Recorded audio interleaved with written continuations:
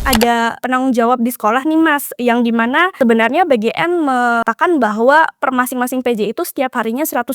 Tapi hasil pemantauan kita juga menemukan ternyata itu banyak yang dipotong. PJ-PJ itu justru malah mendapatkannya hanya 20.000, 50.000, berbeda-beda. PJ ini juga guru? Guru. Di dalam hasil pemantauan itu kita menemukan 4 klaster. Ada klaster anggaran, klaster pengadaan, klaster hubungan afiliasi antara aparat penegak hukum, politisi, dan lain sebagainya, serta temuan lain.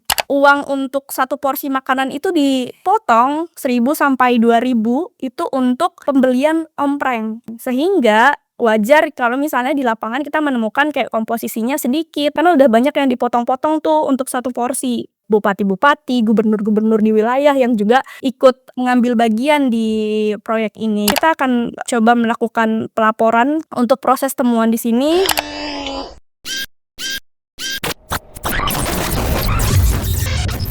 Halo sahabat integritas, jumpa lagi di kanal Satu Visi Utama program Buka Kartu. Indonesia Corruption Watch atau ICW baru saja melansir temuan terbaru mereka terkait dengan pemantauan program makan bergizi gratis atau MBG.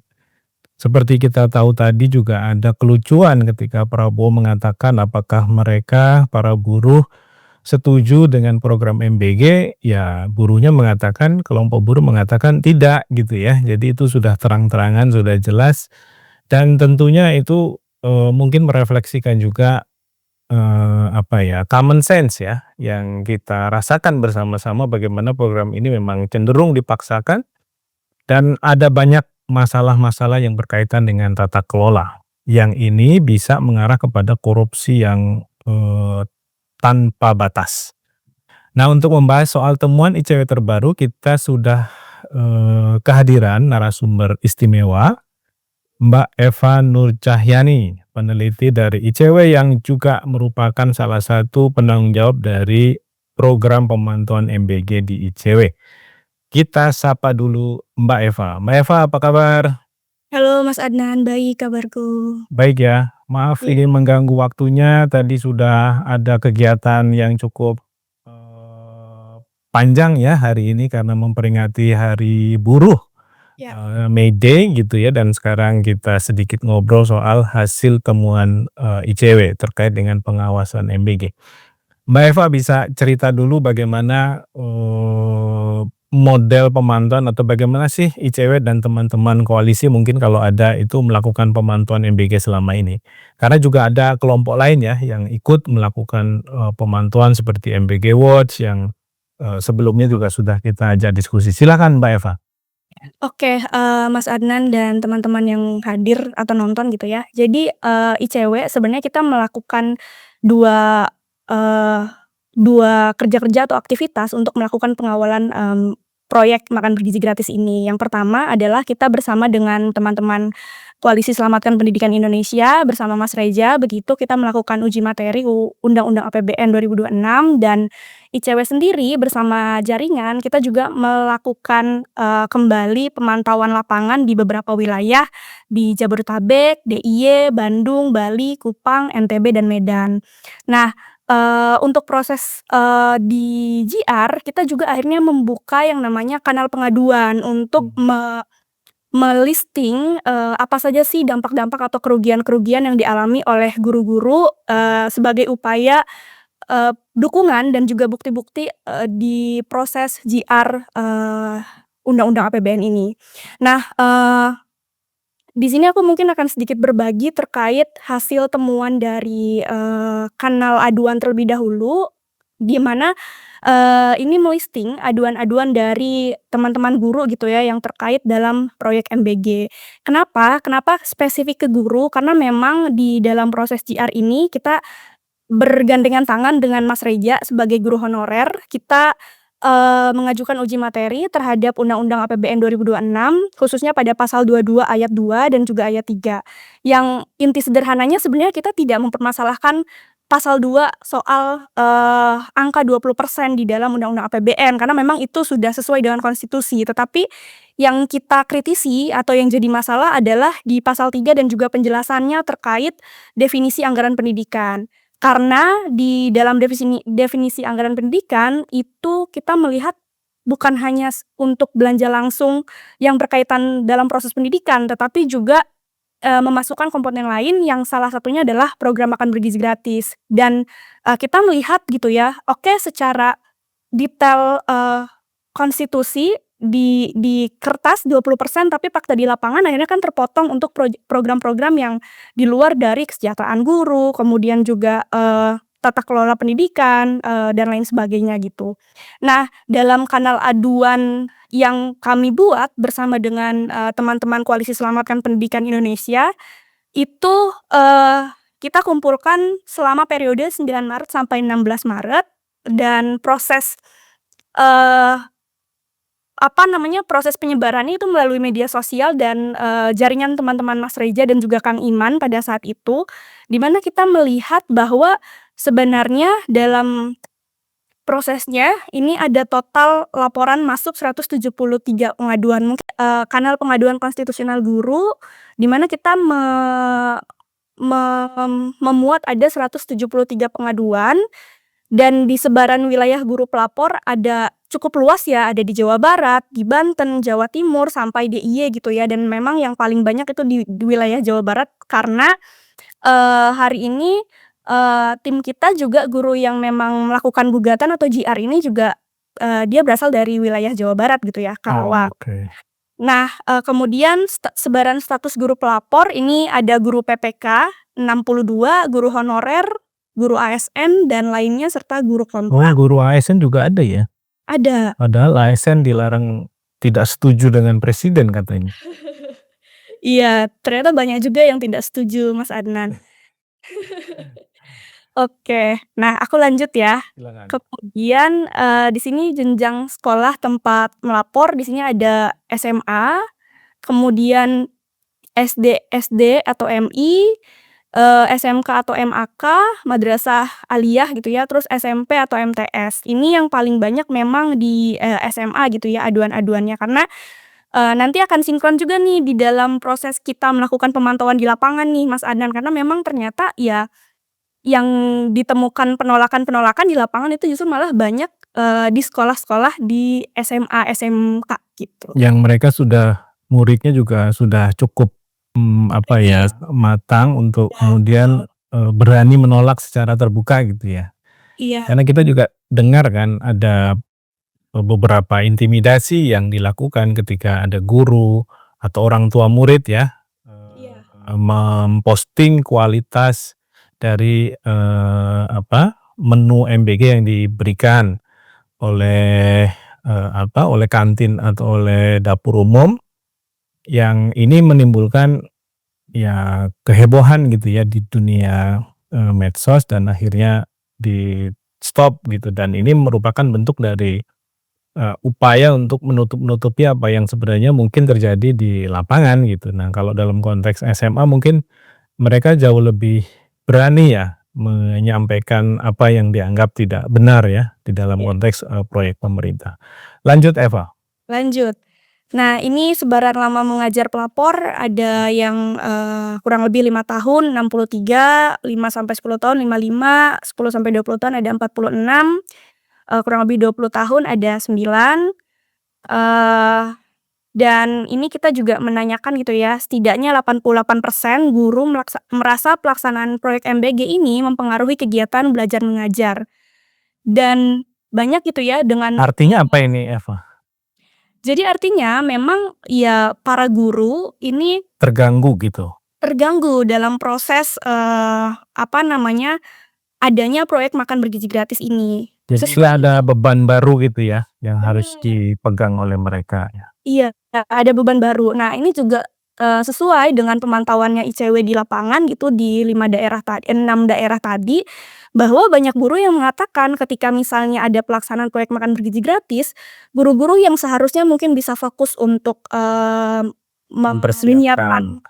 menyiapkan proses belajar mengajar, ini akhirnya justru harus mencari ompreng yang hilang kemana, kemudian Oh itu memi ompreng itu maksudnya tempat yang tempat dipakai ya buat makan iya, itu ya. tempat makan gitu kan, terus melisting siapa yang sudah makan, melisting siapa yang alergi A, B, C, dan lain sebagainya. Itu kan juga akhirnya jadi tambahan, Itu beban. berapa alokasi waktunya, Eva? Kalau, kita boleh tahu dari ngurusin MBG sendiri setiap hari itu ya, itu kan karena setiap hari kan programnya, Ya. itu jadi berapa persen atau berapa jam akhirnya kepakai untuk hanya tadi, melakukan hal-hal teknis terkait dengan dukungan agar proyek MBG ini berjalan di kelas atau di sekolah?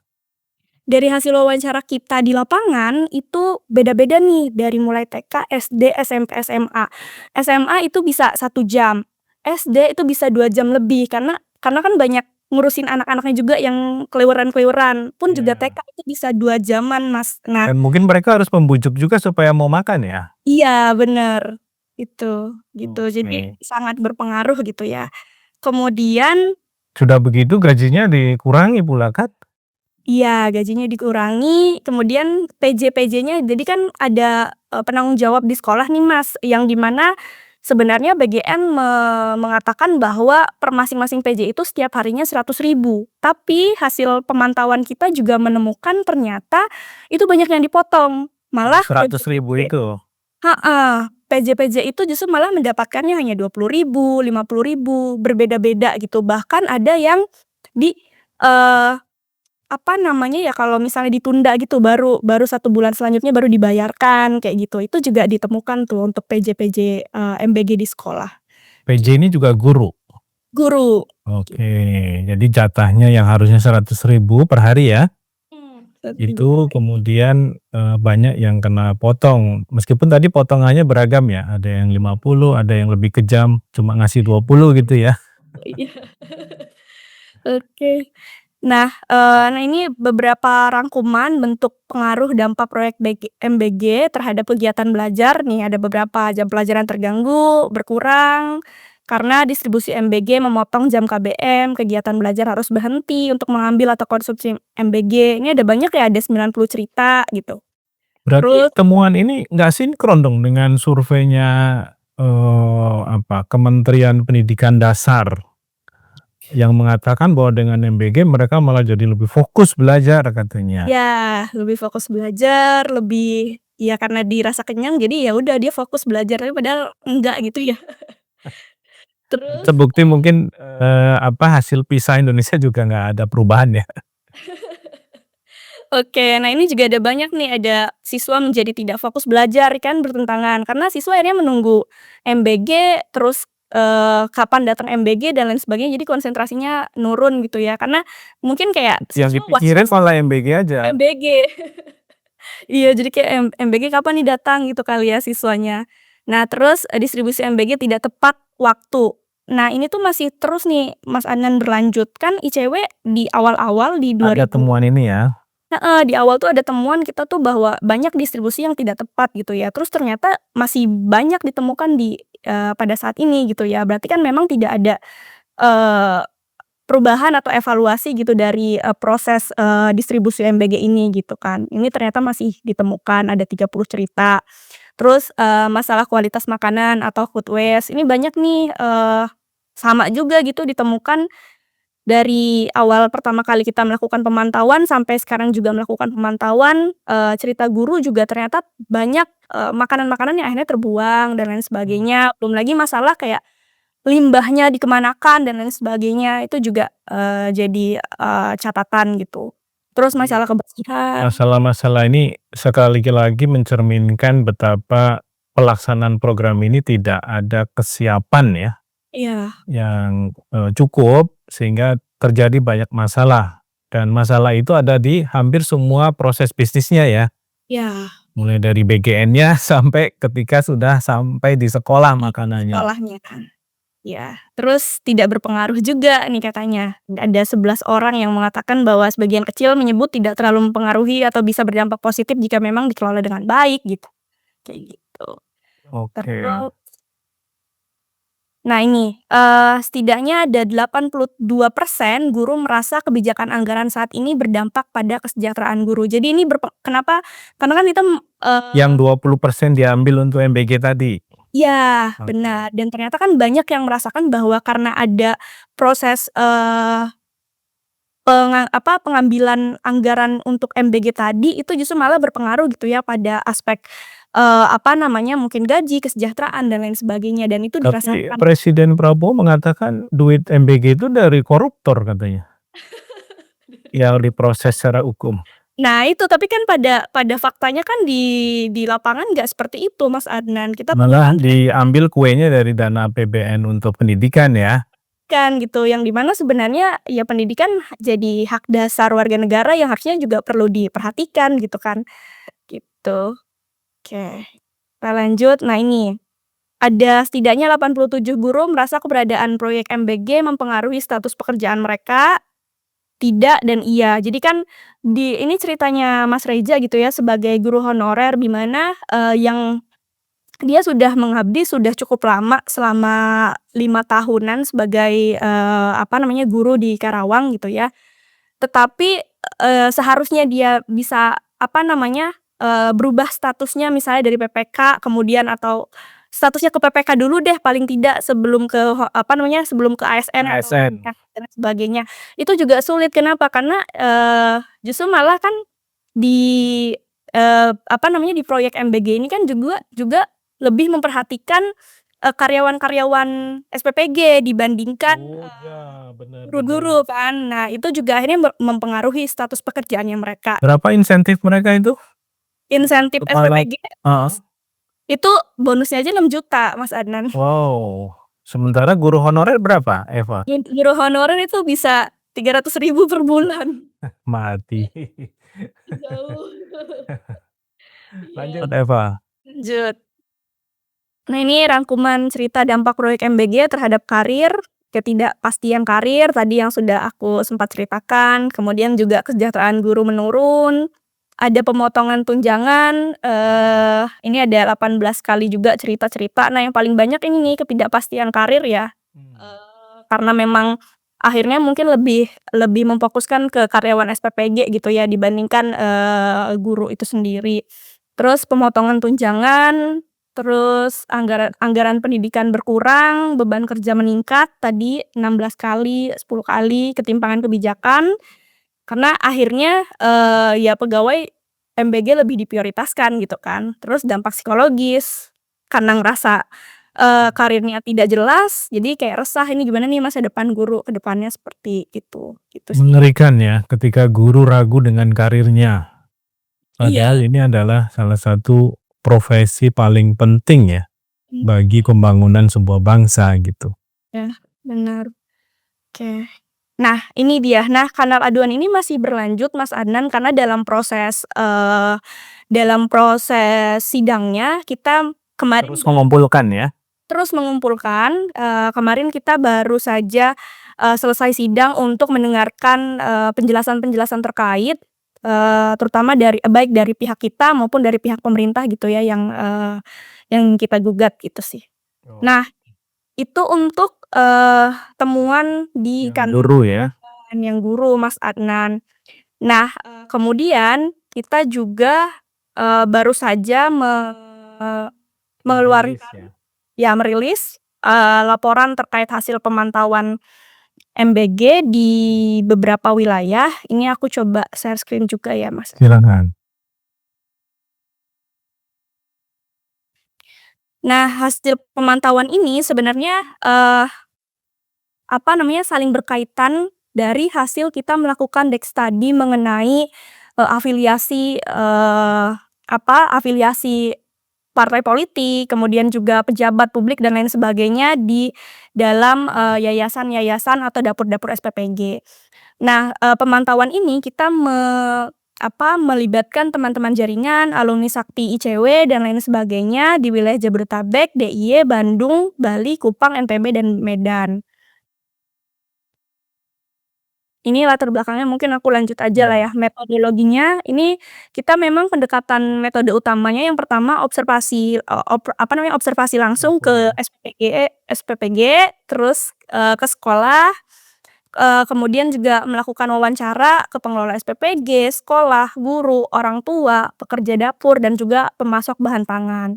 Tadi waktunya kita melakukan pemantauan itu dari November 2025 sampai Januari 2026, di mana lokasi pemantauannya ada SPPG, berjumlah 52, sekolah 106, kecamatan atau kelurahan 5, pemasok bahan pangan ini ada 10 orang.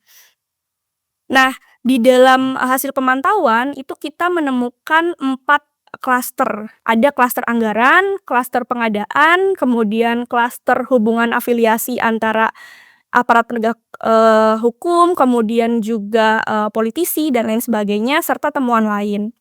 Pun di dalam klaster, anggaran, ini kita banyak juga menemukan, pointer-pointer, Mas Adnan, karena, saking banyak masalahnya gitu ya, jadinya akhirnya kita mengklasifikasi banyak temuan-temuannya. Yang pertama di klaster anggaran itu kita menemukan biaya pembangunan awal dapur yang sangat tinggi dan berbeda-beda nilainya. Misalnya kita temukan di 7 lokasi, yaitu di NTB, DIY, Bandung Barat, dan Kabupaten Bandung. Ini kita bisa lihat misalnya di SPPG wilayah Mataram, NTB, ini nilai pembangunannya itu, satu pembangunan itu sebesar 2 miliar. Kemudian di DIY ini ada 2, temuan, itu sebesar 1,5 miliar. Kemudian SPPG wilayah Bandung Barat, ini ada 1,9 miliar, SPPG wilayah Kabupaten Bandung ini 2,5 miliar, dan pembangunan 4 dapur SPPG, ini 4 dapur ya Mas, 4 unit dapur gitu ada 7 miliar, dan SPPG wilayah Bandung Barat ada 600 juta. Kita memang di dalam temuan ini tidak menjabarkan secara langsung nama-nama dapur atau yayasannya, karena memang, concern dari teman-teman pemantau yang di mana secara keamanan mereka tidak ingin disebutkan Identifikasi. ya, apa namanya, yayasan dan lain sebagainya, sehingga kita clustering, SPPG-SPPG di wilayah mananya. Ini ada Nah informasi nggak, Mbak Eva, siapa sih sebenarnya kontraktor-kontraktornya ini? nah ini bentar, akan ada di bagian, hubungan afiliasi, Oh, Mas oke. Adnan. Ya. Nah, dari prosesnya ini kita juga coba melihat gitu ya, karena kan teman-teman pemantau itu juga melakukan, video, kemudian foto gitu ya, bangunan-bangunannya sebenarnya tidak ada yang berbeda gitu ya. Apakah misalnya 2 miliar, apakah misalnya 2 lantai, kemudian perbedaannya apa dan lain sebagainya, kita nggak menemukan perbedaannya gitu ya. Tidak Kayak ada speknya gitu ya? spek dan lain sebagainya. Akhirnya ya udah berarti memang ada, perbedaan-perbedaan itu, tetapi kita tidak bisa mengidentifikasi apa yang jadi beda gitu. Ini Nah pakai dana APBN? bukan, ini iya pakai dana APBN, tapi sistemnya, ini Mas Adnan, sistemnya Reimburse. adalah reimburse, heeh, gitu. Oke. Nah, kan setelah masyarakat sipil itu mengkritisi ya bahwa, proyek makan bergizi gratis ini tidak ada perpresnya, tidak ada juklak juknisnya dan lain sebagainya, tapi kan akhirnya dikeluarkan nih, Mas Adnan, Perpres nomor 115 tahun 2025 yang ngatur bagaimana, proyek MBG ini gitu ya. Tapi, ternyata pada faktanya justru malah tidak ada, apa ya, anggaran, kayak spesifik anggaran yang jelas, oke untuk pembangunan misalnya cukup segini ya, 6 miliar masing-masing gitu. Ini kan enggak ya, tapi lebih ke serampangan aja Tidak ya. ada plafonnya? Kayak gitu sih. Oke. Oke, lanjut ya. Lanjut, nah ini markup harga bahan baku dan juga distorsi rantai pasok. Nah ini, salah satu informannya adalah, pemasok, bahan-bahan untuk makan bergizi gratis gitu ya. Dia mengatakan bahwa akhirnya ada banyak selisih harga bahan pangan, sebesar 2.000, 5.000 dibandingkan harga pasar biasanya, dan ini juga akhirnya berpengaruh pada, harga-harga pasar yang biasanya dijual di pasaran kayak gitu. Lalu, klaster anggaran ini juga kita menemukan penarikan biaya ompreng. Nah, penarikan biaya ompreng di sini adalah diambil dari, harga porsi per makanan. Kan porsi makanan itu 10.000 sampai 15.000 ya, Mas Adnan. Iya. Nah, ternyata di beberapa wilayah itu kita menemukan bahwa, eee, uang untuk satu porsi makanan itu dipotong 1.000 sampai 2.000 itu untuk, pembelian ompreng atau tempat makan. Sehingga wajar kalau misalnya di lapangan kita menemukan kayak komposisinya sedikit dan lain sebagainya, karena udah banyak yang dipotong-potong tuh untuk satu porsi. Ompreng ini harusnya siapa yang menyediakan?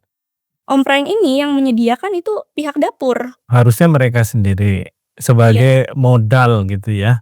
bener. Tapi modal ini kemudian diselundupkan di biaya per porsi MBG-nya. Iya, Oke. gitu. Oke. Nah, kemudian ini ketidaksesuaian anggaran per porsi ini inline sama yang tadi, karena ada pemotongan-pemotongan untuk pembelian ompreng, akhirnya ya per porsinya bisa, 8.000, kemudian, 10.000, yang di mana mungkin secara komposisi itu jelas-jelas tidak sesuai dengan kebutuhan energi kalori bagi remaja, bagi, anak-anak sekolah dan lain sebagainya gitu. Jadi wajar ketika banyak teman-teman kesehatan atau teman-teman NGO yang memang berfokus pada kesehatan dan gizi mengkritisi gitu, komposisinya saja sangat kurang dari kebutuhan energi kalori teman-teman. Jadi asal makan aja jadinya ya? Bener. Nah, itu juga ditemukan gitu karena banyak pemotongan-pemotongan anggaran. Lalu ini ketidaksesuaian data penerima manfaat. Nah, Mas Adnan, terutama di wilayah-wilayah Kupang dan juga Jogja, itu kita menemukan pihak dapur ini tuh rebutan. Pihak dapur ini kayak semacam rebutan klien. Klien di sini adalah sekolah Sekolah. untuk, me memberikan proyek makan bergizi gratis. Karena kan juga banyak sekolah-sekolah yang secara terbuka menolak gitu ya. Nah, kenapa ditemukan ketidaksesuaian data penerima manfaat? Jadi ada satu kasus, dan ini informannya, merupakan pihak sekolah, ada dapur yang langsung membawa MBG. makanan MBG ke sekolah tanpa adanya MOU, tapi totalnya itu sampai penerima manfaatnya sampai 2.000-an. Melebihi. Melebihi dari, jumlah siswa yang sebenarnya ada di sekolah, gitu. Nah, itu pada saat itu akhirnya kan, tim pemantau menanyakan gitu ya, lalu bagaimana akhirnya sisa-sisa makanan yang, hampir mungkin 1.000 lebih. Ya. Itu bagaimana? Terus, dari pihak sekolah mengatakan bahwa, ya akhirnya dibawa pulang lagi oleh, pihak dapurnya dan baru pihak dapur memberikan, kayak semacam dokumen kerjasama untuk, "Ya udah nanti ke depannya dikasih ya, MBG, kita kerjasama bareng ya SPPG ini dengan sekolah ini," gitu. Jadi kayak semacam ditodong, udah dibawa makanan tapi melebihi, karena memang kan sebelumnya nggak ada pendekatan, tidak tahu listing, berapa jumlah siswanya dan lain sebagainya, dan itu terjadi di 2 wilayah, gitu.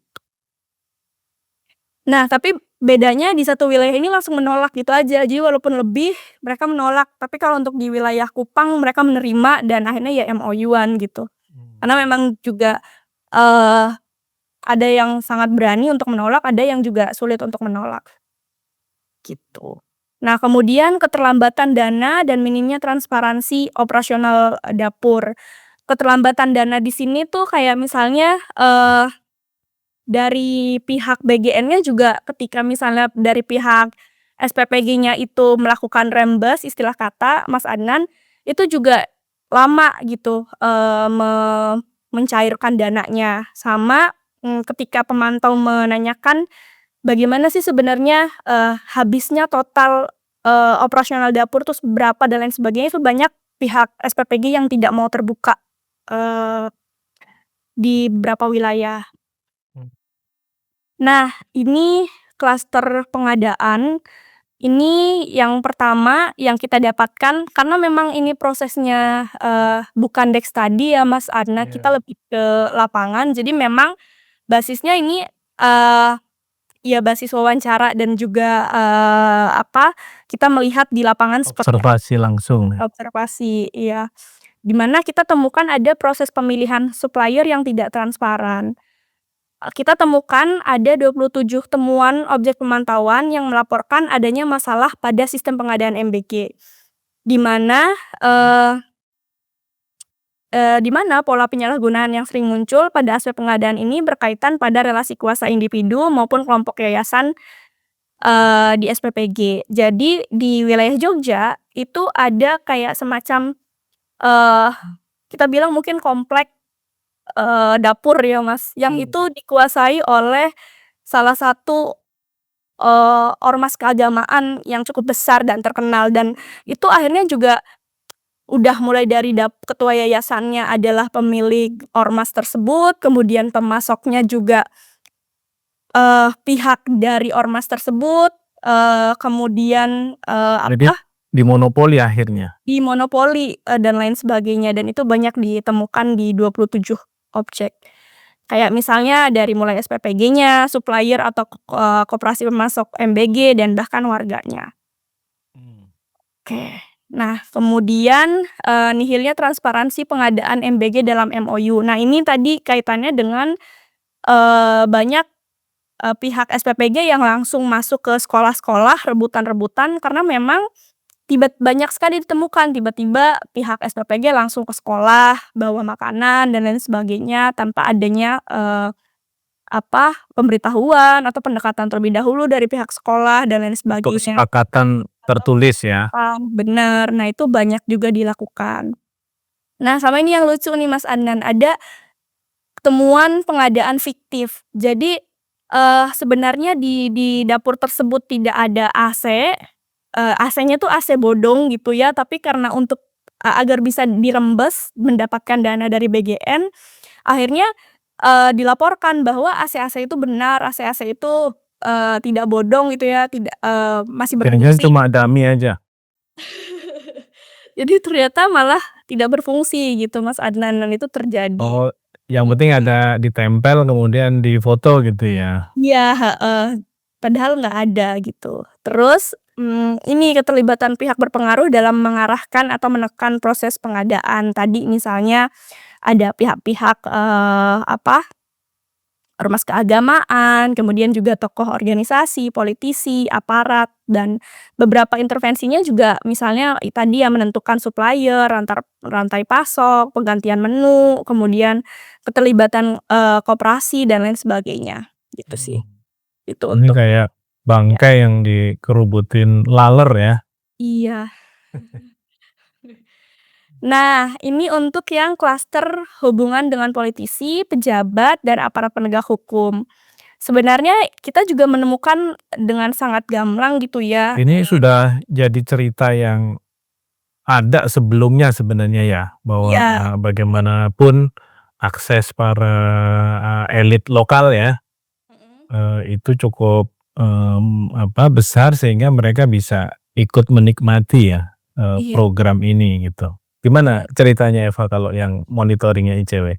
Nah, untuk yang ini kita juga sebenarnya menemukan, kita memegang data-data dan juga nama, dan setelah kita melakukan pemantauan lapangan, kita kan mencoba, memverifikasi kembali dengan melakukan desk study, memverifikasi melalui, penelusuran akte dan lain sebagainya, dan itu kita lakukan.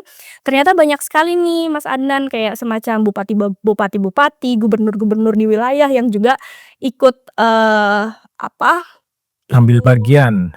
mengambil bagian di proyek ini gitu ya. Misalnya di beberapa daerah ditemukan keterkaitan antara pengelolaan SPPG dengan aktor politik.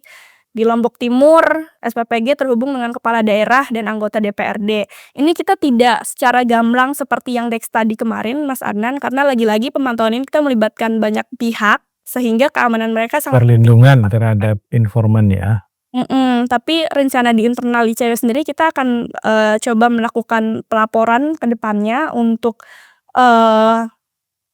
proses temuan di sini dan disatukan dengan beberapa Dex tadi yang kita sedang, lakukan begitu, Mas Adnan. Terus, terjadi juga di Kabupaten Bandung, kemudian di Sumatera Utara ada anggota DPR, di Bali ada anggota DPRD juga, terus di wilayah Yogyakarta juga, aktor politik juga banyak gitu ya, DPRD, gubernur, bupati, dan lain sebagainya. Dan bahkan di Yogyakarta ini juga rekrutmen tenaga kerjanya juga ya melibatkan jaringan politik itu juga gitu. Kemudian distribusi manfaat programnya dan lain sebagainya itu juga dilibatkan gitu orang-orang itu. Jadi ya ada patronase lah dalam Iya. proyek ini, gitu. Nah ini, paling tidak kita coba wrap up temuan kunci gitu ya, indikasi patronase dalam MBG ada pola patronase kuat dalam pengelolaan, keterlibatan kepala daerah, DPRD, jaringan keluarga, kemudian afiliasi lintas partai, distribusi manfaat tidak sepenuhnya netral, aparat terlibat dalam operasional tidak hanya pengawasan, tapi juga intimidasi, ancaman-ancaman, dan lain sebagainya. Penentuan Ini penerima dipengaruhi negosiasi, dan lain sebagainya. ini kalau mau melihat, definisi korupsi, kolusi, nepotisme itu ya di sini gitulah Ya di sini, kira-kira ya? bener Mas Anas. Mmm. Iya. Nah, ini yang cukup banyak ya di klaster temuan lain karena, kita tidak bisa memasukkan di klaster anggaran, pengadaan, maupun afiliasi. Ini ada 10 temuan, yang pertama nihilnya transparansi pengadaan MBG dalam MOU, ini tadi sudah akhirnya ditemukan juga gitu ya di proses, pengadaan dan juga, proses rebut-rebutan klien atau rebut-rebutan sekolah gitu. Terus keracunan dan gangguan kesehatan siswa ini juga Ya, ditemukan, masih terus terjadi ya? jadi dan lain sebagainya gitu ya. Terus, sorry. Kemudian intimidasi, ancaman, pembungkaman ini juga masih terjadi dari ketika kita melakukan pemantauan di awal hanya sekitar Jakarta, itu juga ada intimidasi dan sekarang itu ya di 2026 kita melakukan pemantauan ternyata, eee, intimidasi, ancaman, dan pembungkaman itu masih, kerap terjadi. Lalu dampak terhadap pedagang sekolah dan UMKM lokal ini juga terjadi, akhirnya omset mereka menurun dan lain sebagainya. Sama yang terbaru ini juga kita menemukan ada sertifikasi dan standar hygiene dapur, di mana sebenarnya kan BGN sudah menetapkan, sertifikasi dan standar hygiene dapur ya buat teman-teman yang ada di buat SPPG di wilayah.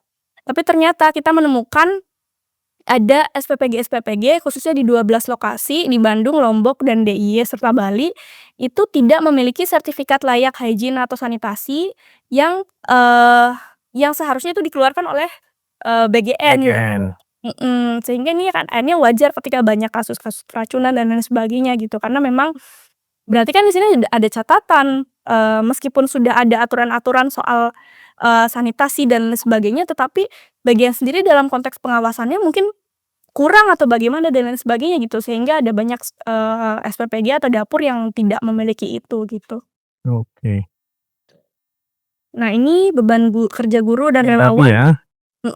Ini tadi yang sudah aku sebutkan. Terus masih banyak juga penolakan dan rendahnya penerimaan terhadap program ini. Sekarang kan udah banyak juga sekolah-sekolah yang berani gitu ya, guru-guru yang cukup berani untuk menolak langsung MBG. Sama ini, kondisi kerja dan pengupahan relawan dapur MBG, di mana, honor relawan itu, kan komposisi di dapur di dapur SPPG ini kan ada 3 dari pihak BGN. Atau SPPI gitu kan. SPPI ini yang memang disekolahkan oleh pihak BGN gitu ya, bekerja sama dengan Kemenhan. Nah, komposisinya yang pertama dia adalah ahli gizi, yang kedua adalah akuntan atau keuangan, yang ketiga adalah koordinatornya gitu. Nah, tiga tiga orang ini berbeda dengan relawan-relawan eee, yang ada di dapur, yang memang itu direkrut di sekitar masyarakat-masyarakat yang memang ada di dapur tersebut gitu ya. Nah, relawan-relawan itu honornya itu nggak jelas. Misalnya per hari itu hanya bisa mendapatkan 70.000 atau 110 gitu, bahkan ada yang sampai per bulannya itu hanya 200.000 kita temukan. Nah, ini juga, jadi catatan kemarin dari hasil temuan lain di hasil pemantauan gitu sih. Oke. Ini distorsi pasar dan konsentrasi pasokan, ketidaksamaan dan keterlambatan pembayaran insentif. Ini terjadi nih tadi yang aku ceritakan ya, penanggung jawab MBG di sekolah itu dari 20.000 sampai 100.000. Nah, kurang lebih itu sih Mas Adnat, Siap. sementara untuk, pemantauan di lapangan di beberapa wilayah, rekomendasi kita di awal sebenarnya yang Dex tadi kita mengatakan bahwa ya hentikan gitu, meskipun kita juga sekarang pengennya hentikan, tapi kayaknya di program ini sulit untuk dihentikan. Jadi kalaupun memang tidak dihentikan ya ada evaluasi dan lain sebagainya gitu terkait tata kelola dan lain sebagainya. Gitu sih Mas Adnan. Oke, Mbak Eva, terima kasih untuk penjelasan yang sangat detail atas, kerja-kerja advokasi yang dilakukan oleh ICW ya, dalam konteks, proyek MBG. Tadi sahabat integritas ada 2 hal yang, dikerjakan ICW dan sudah dijelaskan output-nya untuk masing-masing. Ada yang terkait dengan advokasi yang berhubungan dengan bagaimana MBG ternyata mempengaruhi nasib guru, terutama guru honorer gitu ya. Kemudian yang kedua adalah bagaimana, tata kelola dari program MBG ternyata juga belum ada perbaikan. Setidaknya dari, tempat-tempat di mana ICW dan jaringannya melakukan pemantauan. Jadi, sahabat integritas, ini adalah satu realitas yang kita tetap harus hadapi hari ini. Proyek MBG terus kampanyekan sebagai program yang sukses, yang berhasil, yang akan memperbaiki kualitas manusia Indonesia di kemudian hari, yang itu tentu saja masih sebatas klaim. Karena lebih banyak masalah-masalah yang kemudian ditemukan di lapangan, yang ini meskipun, kalau dilihat dari sisi angka atau jumlah tentu tidak sebanding ya, akan tetapi kalau kemudian program pemantauan ini dilakukan per kecamatan, per sekolah, ada kemungkinan bahwa gejala-gejala yang ditemukan oleh ICW ini juga terjadi di tempat-tempat yang belum ada pemantauan atau pengawasan. Nah, sahabat integritas, terus panteng channel ini, terus pantau, channel ini karena kita akan selalu memberikan update mengenai apa yang kita lakukan sebagai masyarakat yang kritis, masyarakat yang sadar, dan masyarakat yang akan selalu memberikan, ya dedikasinya agar bangsa ini tentu lebih transparan, lebih akuntabel, lebih kuat demokrasinya, sehingga kita bisa memimpikan bersama bahwa Indonesia akan menjadi negara yang besar. Tentu nonsens kalau kita tidak menggunakan dasar itu, dalam bermimpi sebagai, negara besar. Mbak Eva, sekali lagi terima kasih atas informasinya. Sahabat integritas, kita bisa ketemu lagi di lain waktu, sampai jumpa.